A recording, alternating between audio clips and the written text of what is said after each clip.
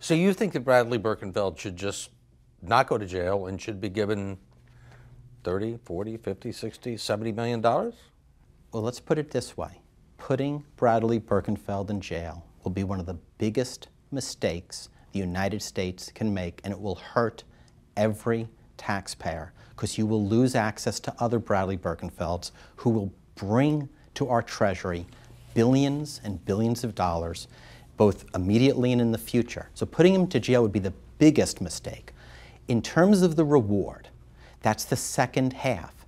How are you going to get other international bankers, participants, to come forward and tell us about these schemes? When Mr. Birkenfeld came forward and gave you this in, why didn't you give him immunity? I mean, here you had somebody who was handing you, presumably, the keys to the kingdom.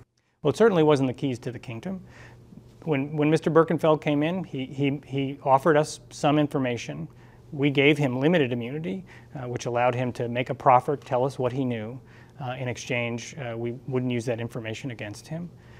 But he also said, well, he said, I have a lot more information, but I'm not going to tell it to you until you give me immunity. And that's something, it's the sort of basics of being a prosecutor, which is you're not going to buy a pig in a poke. Did your investigators believe that Birkenfeld was telling them everything he knew? We were certain that he wasn't telling us everything he knew. In fact, he told us that it wasn't everything he knew, and at his sentencing hearing, his lawyer admitted that he wasn't forthcoming with us. And in particular, he didn't tell us about his own involvement at all.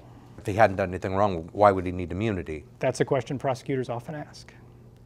But again, had Mr. Birkenfeld come in and with his proffer said, here is everything I know, at that time we would have considered him for full immunity. And as we said at his sentencing hearing, if he had come in with everything he knew, including his own conduct, we think there's a very good chance he wouldn't have been prosecuted at all.